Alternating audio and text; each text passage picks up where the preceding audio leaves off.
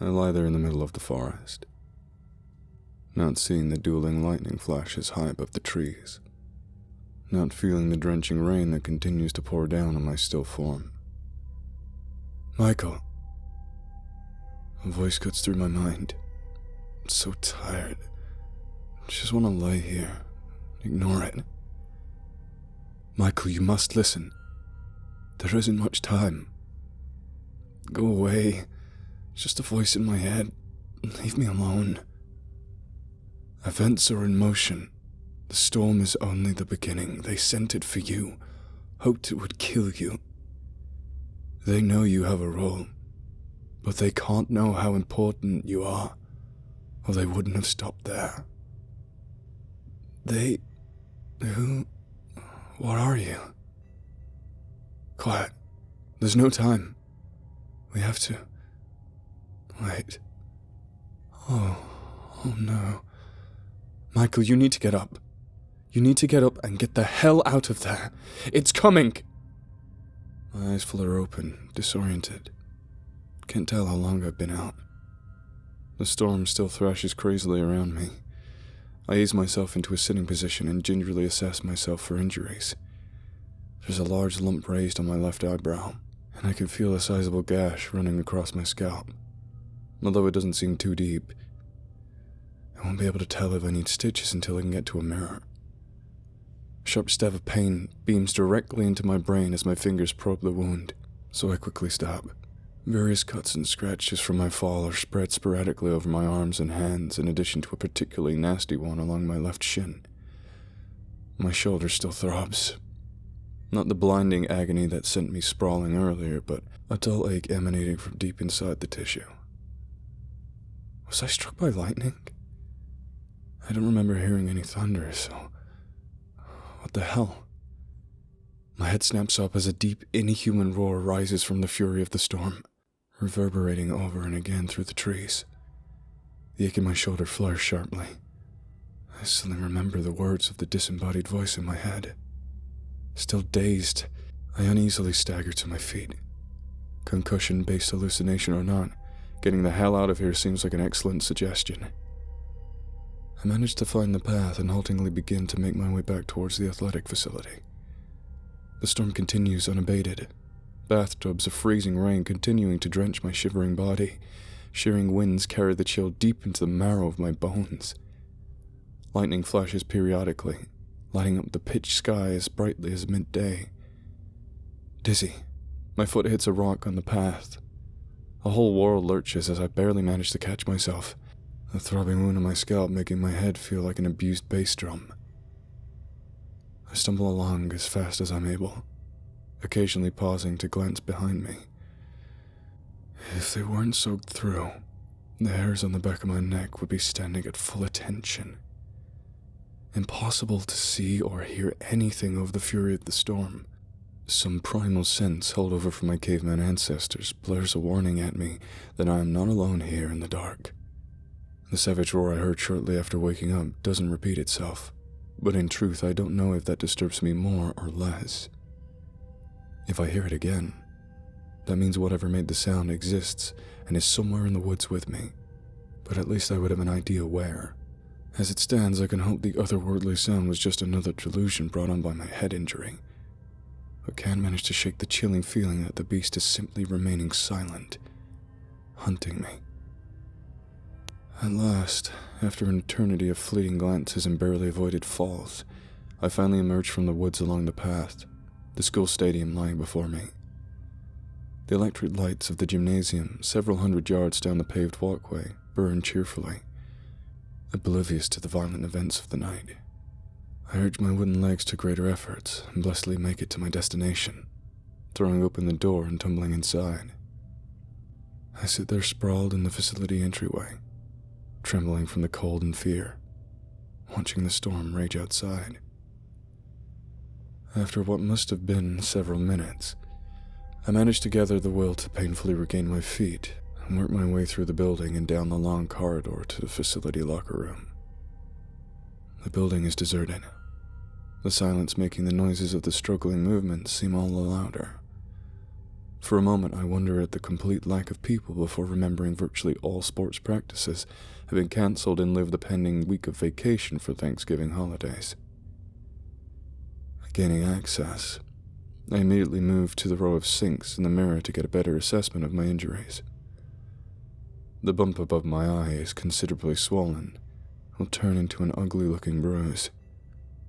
On the plus side, the cut on my scalp is actually more of a scrape and doesn't appear to require stitches. The cuts on my arms, hands, and shin are superficial, but will hurt and itch like crazy when they heal. Suddenly seeing past the painful details, I struggle to recognize the haggard, beaten-looking figure returning my stare from the glass. You've had worse. God knows you've had worse. That time, that was a lot worse. I grimace, my reflection perfectly duplicating the motion. Turning on the faucet, I grab a handful of paper towels and begin to carefully dab the dried blood and dirt around the cuts, not wanting to inadvertently open them again. Satisfied that they've closed up well enough to allow it, I strip off my sudden workout clothes, throw them into one of the dryers, and step into the shower. I set the water to scalding. I stand under the steaming water, trying to rub the kinks out of my neck. A small throb in my shoulder reminds me of the incredible pain that first sent me on my way to my current condition. Reluctantly turning off the shower head, I dry myself, wrap the towel around my waist, and return to the mirror. Although certainly cleaner and free of caked dirt and blood that previously clung to me, I still paint a terrible picture. The cut on my scalp shines red just below the hairline, and an enormous purple bruise has now begun to complete the generous swelling above the eye. I turn my back to the mirror and move my head so that I can observe the shoulder in the reflection to see the scars located there. 3 long marks extend the length of my shoulder blade. The lines were jagged due to the poor nature of the canvas they were inscribed on. Aside from the nightmares, they are the only proof I have of the reality of the most horrifying experience in my life. The terror and bloodshed that occurred in the Middle East cave 3 years ago. Tonight, the marks are inflamed and wet, as if I had just received them instead of having worn them for so long. Had I not just showered, I'm sure fresh blood would still be oozing from them, though all the other cuts and scrapes are closed and dried by this point. As if listening to my thoughts, tiny red beads slowly begin to well along their lengths as I watch the mirror. Without warning, an intense pain radiates outwards from the center of the marks. At that moment, 2 things happen simultaneously. First, all the lights in the locker room go out, leaving me in absolute darkness. Second, I hear the unmistakable sound of the main entry door closing and the slow steps of someone or something entering the building, the otherwise utter silence serving to augment the noise. The emergency generator kicks in, backup lights humming to life and bathing the room in a weak amber glow. I run to my locker and hurriedly dress, almost tripping myself on my pants, taking care to loosen the Glock in its holster once I have it strapped to my ankle. I throw on my coat, twinging at the pain now continuously radiating from the scars, and grab my valet. The whole process only takes me about 30 seconds, a holdover from the years of uniform drills in the army where soldiers who didn't make that time limit were met with insidiously creative punishments. I creep silently over to the locker room and gently ease it open just a crack, feeling slightly foolish. Odds are that the noise I heard is just a student, or maybe a guard Gabe sent to check on the facility. Still, I can't shake the feeling that whatever is now occupying the athletic wing with me is somehow connected to the bizarre events that already occurred this evening. Its arrival and the loss of power to the building seem too timely to be mere coincidence. I peer out and down the dimly lit hallway through the slit in the door. At first, I don't see the thing. Not until its eyes catch the light, gleaming a sinister shade of red. My breath catches in my throat as waves of pure terror thunder through my suddenly rigid body.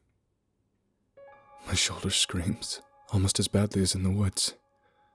My mind is struck dumb.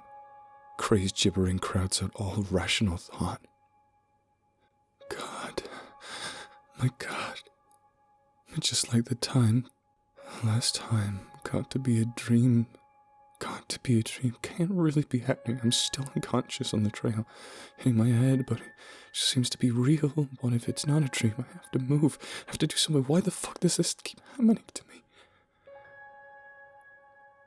I'm only frozen for a single long moment until my brain unconsciously kicks into analysis mode.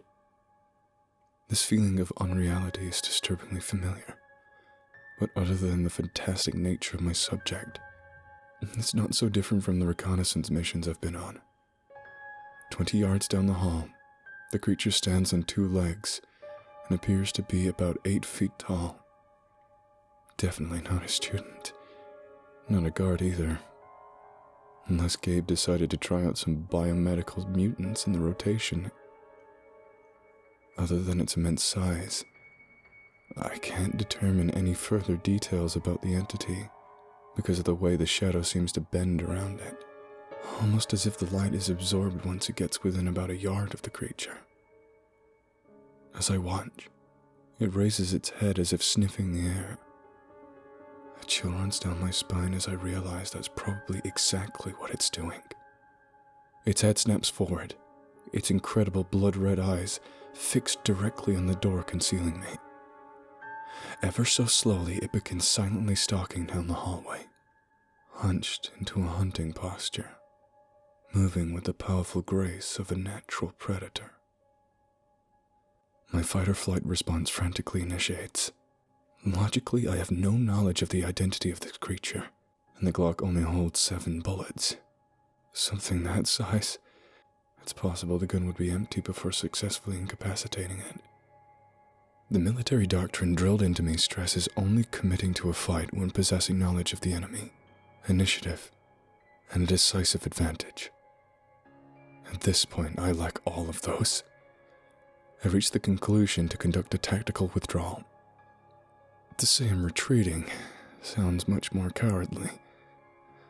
Fortunately, Everbrook has equipped all its locker rooms with multiple exits for use in the case of an emergency, although I hardly think my current situation was considered in their plans.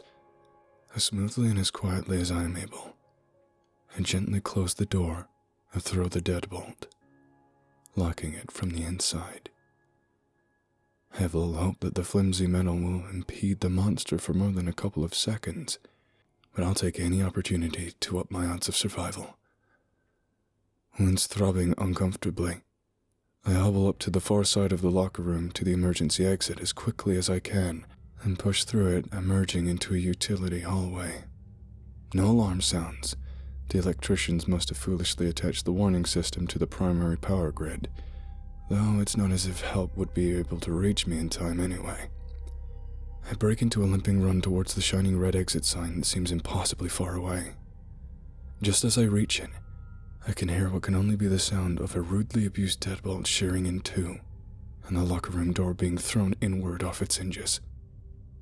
I shove the exit door open, finally reaching the outside of the facility.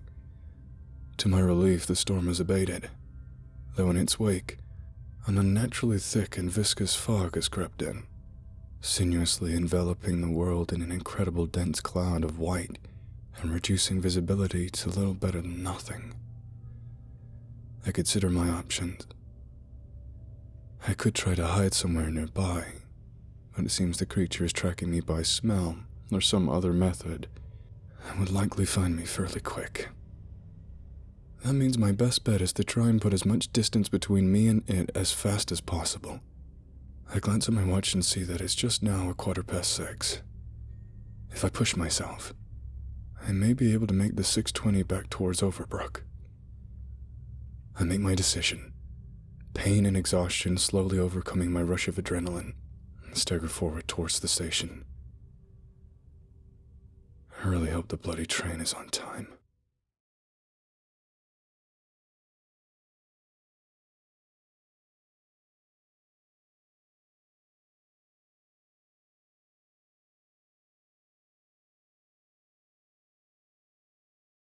If you like this video, please consider subscribing.